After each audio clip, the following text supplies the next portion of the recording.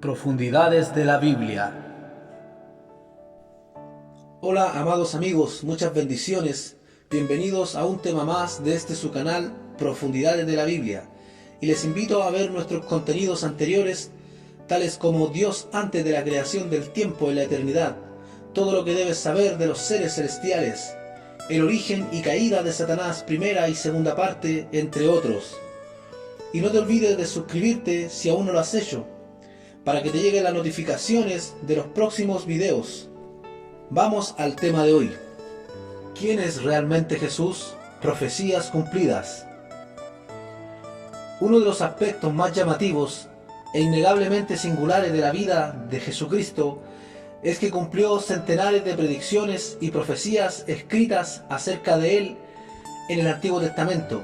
Dichas predicciones hechas por antiguos profetas y videntes, muchas de ellas siglos antes de que él naciera, revelaron detalles precisos sobre su nacimiento, vida y muerte que ningún hombre mortal podría haber cumplido. En los primeros libros de la Biblia hay más de 300 predicciones acerca del Mesías o Salvador. El hallazgo de cientos de manuscritos del Antiguo Testamento, llevado a cabo por arqueólogos durante el presente siglo, han demostrado sin lugar a dudas que dichas profecías fueron escritas siglos antes que Jesucristo naciera. A continuación, damos cuentas apenas de algunas de ellas. Muchas personas que aún no han conocido a Jesucristo, quizás en tu caso que estás escuchando este tema, te preguntarás qué diferencia hay entre Jesús y los demás grandes maestros, o profetas, o filósofos religiosos. Si quisiéramos calificar a Jesús de alguna manera, habría que decir que es único. Su mensaje fue único. Lo que afirmó de sí mismo no tiene igual. Sin par fueron sus milagros, sus señales que realizó, y la influencia que impuso al mundo no ha sido igualada por ninguna otra persona. Jesús no es solo un hombre cualquiera. Tampoco es un simple maestro, rabino o gurú o profeta. Se le pueden aplicar todos estos calificativos, pero él es mucho más. A diferencia de los grandes maestros religiosos que le antecedieron o le sucedieron, Jesús no solamente virtió palabras en torno a Dios o el amor, sino que él era amor y encarnó al Hijo de Dios, por lo cual sabía perfectamente de lo que él estaba hablando. Nacido de una virgen, profecía casi 750 años antes del nacimiento de Cristo, el profeta Isaías del Antiguo Testamento, en su capítulo 7, versículo 14, profetizó: Por tanto el Señor mismo os dará señal, he aquí que la Virgen concebirá, y dará a luz un hijo, y llamará su nombre Emanuel. El cumplimiento de esta profecía, 7 siglos y medio después, en Israel, una joven virgen llamada María fue visitada por el arcángel Gabriel, el cual le anunció que alumbraría un hijo, que llevaría por nombre Emanuel, que traducido quiere decir Dios con nosotros. Vemos pues que el principio mismo de su existencia en la tierra, su concepción, su nacimiento, fueron no solamente únicos, sino que también milagrosos, a partir del hecho de que la sencilla y humilde jovencita que fue su madre nunca había tenido relaciones con un hombre. Esto lo podemos encontrar en el libro de Lucas, capítulo 1, versículo 26 al 35. Entonces dijo María al ángel: ¿Cómo podrá ser esto? Pues yo no conozco varón. El ángel le contestó: El Espíritu Santo vendrá sobre ti, y el poder del Altísimo te cubrirá con su sombra, por lo cual también el santo ser que nacerá será llamado Hijo de Dios. Su lugar de nacimiento. Profecía en el siglo VIII a.C., Miqueas, el profeta, predijo exactamente en qué aldea iba de nacer el Mesías. Esto lo podemos encontrar en Miqueas capítulo 5, versículo 2. Una profecía que fue dada por lo menos 710 años antes de Cristo. Dice así: Pero tú, Belén, pequeña para estar entre las familias de Judá, de ti me saldrá el que será Señor en Israel, cuya existencia es desde el principio de los días de la eternidad. Si bien sus padres terrenales vivían en el pueblo de Nazaret, al norte de Belén, pero un decreto emanado de Roma exigió que todas las familias retornaran a sus lugares de origen para cumplir con un censo que se estaba llevando a cabo en el tiempo del Imperio Romano. De este modo Dios se valió de un emperador romano llamado César Augusto para contribuir al cumplimiento de la profecía de Miqueas. La entrada triunfal en Jerusalén. Profecía. El profeta Zacarías mandó al pueblo mediante el Espíritu del Señor, y dijo así: alégrate mucho, hija de Sión, da voces de júbilo, hija de Jerusalén. He aquí, tu rey vendrá a ti justo y salvador, humilde, cabalgando sobre un asno, sobre un pollino, hijo de asna. Lo podemos encontrar en Zacarías capítulo 9, versículo 9, una profecía dada aproximadamente 487 años antes de Jesucristo. Su cumplimiento 5 días antes de su crucifixión. Jesús regresó a Jerusalén y dijo a sus discípulos: id a la aldea que está enfrente de vosotros, y luego hallaréis un asna atada y un pollino con ella, desatadla y traédmelos. Y los discípulos fueron e hicieron como Jesús les mandó, y trajeron el asna y el pollino, y Jesús se sentó encima, y la gente que iba delante y la que iba detrás aclamaban diciendo: Hosana al Hijo de David, bendito el que viene en el nombre del Señor. Esta profecía se cumple en el libro de Mateo capítulo 21, versículo del 2 al 10. Su traición. Zacarías el profeta predijo en el año 487 a.C., en el capítulo 11, versículo 12 de su libro, de esta forma: y les dijo: si os pareciere bien, dadme mi salario, y si no, dejadlo. Y pasaron por mi salario 30 piezas de plata. En Mateo capítulo 26, versículos 14 y 15, se cumple esta profecía de Zacarías de esta manera: entonces uno de los 12, que se llamaba Judas Iscariote, fue a los principales sacerdotes y les dijo: ¿qué me queréis dar? Y yo os lo entregaré. Y ellos le asignaron 30 piezas de plata. También el mismo profeta Zacarías, en el capítulo 11, versículo 13, dice de la siguiente manera: y me dijo el Señor: echadlo al tesoro hermoso, precio que con que me han apreciado. Y tomé las 30 piezas de plata y las eché en la casa del Señor al tesoro.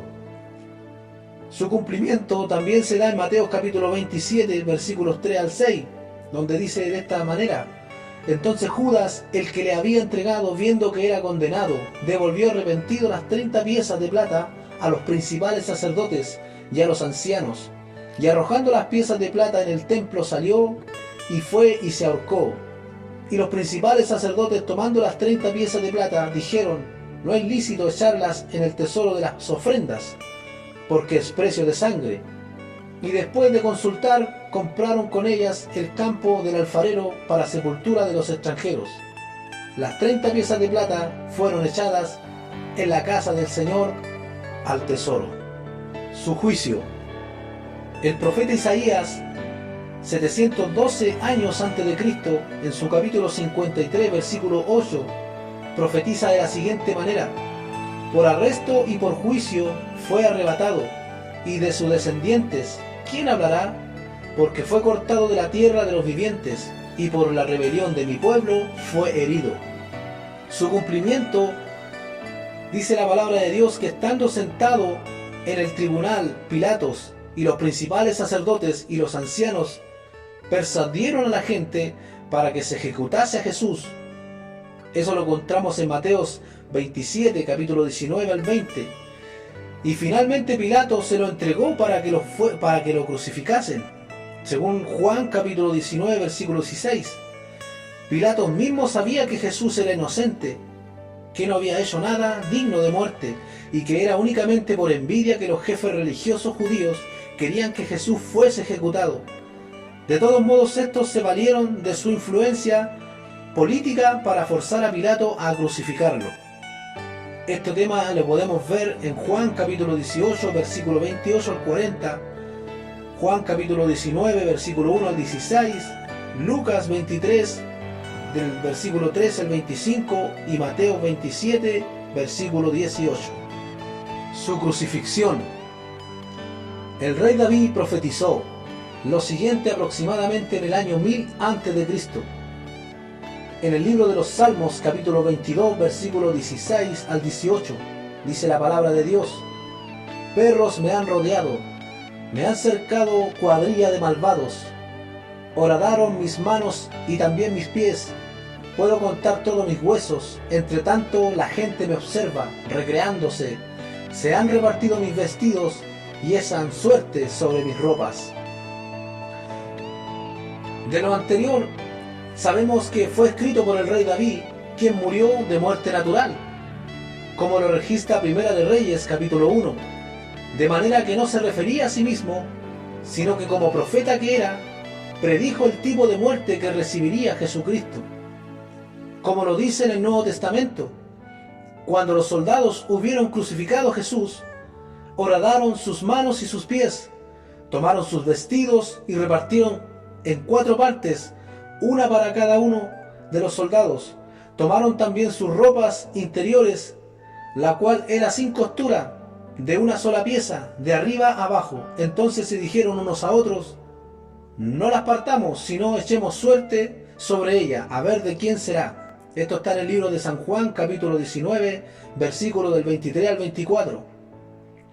Y cabe señalar también que los judíos de la época de David no practicaban la crucifixión, más bien apedreaban a los delincuentes.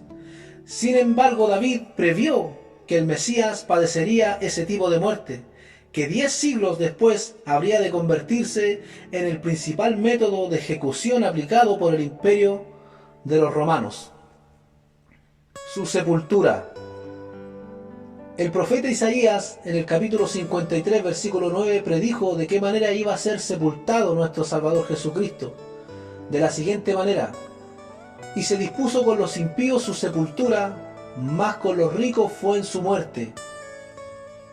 Esto se cumple en el libro de Mateo, capítulo 27, versículo 38, y también en Mateo, capítulo 27, versículos 57 al 60.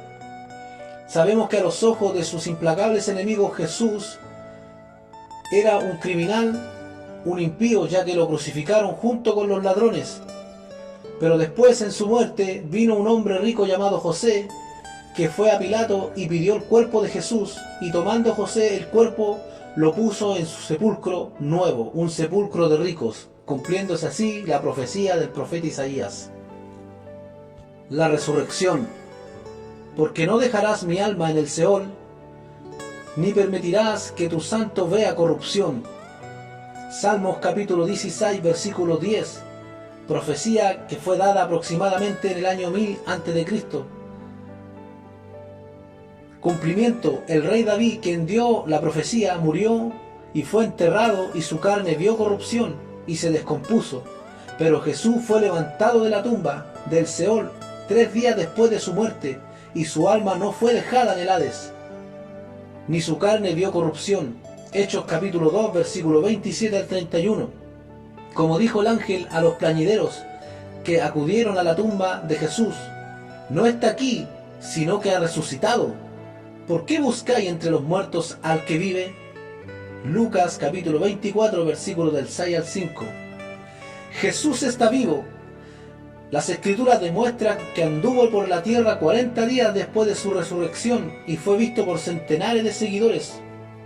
Hechos capítulo 1, versículos 3, Primera de Corintios capítulo 15, versículos 4 al 6. Luego ascendió hacia los cielos, donde está sentado a la diestra del trono de la majestad de Dios. Marcos capítulo 16, versículo 19. Pero la simple aceptación mental, intelectual de estos hechos no es suficiente para estar absolutamente seguro de que Jesús es quien afirma ser el Hijo de Dios. Debes experimentarlo de forma personal. Pídele que entre en tu corazón, que te perdone todos tus errores cometidos y llene tu vida de amor, paz y alegría, y verás que Él lo hará. No hace falta que te esfuerces por entenderlo, simplemente déjalo entrar a través de la oración. Sócrates enseñó durante 40 años, Platón durante 50, Aristóteles durante 40 y Jesús solo durante 3 años.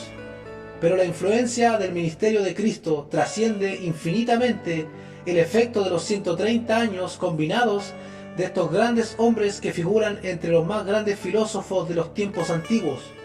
Jesús no pintó ningún cuadro, pero algunas de las obras más exquisitas de Rafael, Miguel Ángel, Leonardo da Vinci estuvieron inspirados por él. Jesús no escribió poesía, pero Dante, Milton y cientos de los grandes poetas del mundo estuvieron inspirados por él. Jesús no era compositor, pero Haydn, Händel, Beethoven, Mendelssohn alcanzaron la cima de la perfección melódica en los himnos y sinfonías y oratorios que compusieron en alabanza a él. El humilde carpintero de Nazaret ha enriquecido toda la esfera de la grandeza humana. Bendito sea el nombre del Señor. La gloria sea para Jesucristo, el cual vino a esta tierra para salvarme a mí y a todos aquellos que le acepten en su corazón. Muchas bendiciones en su canal Profundidades de la Biblia.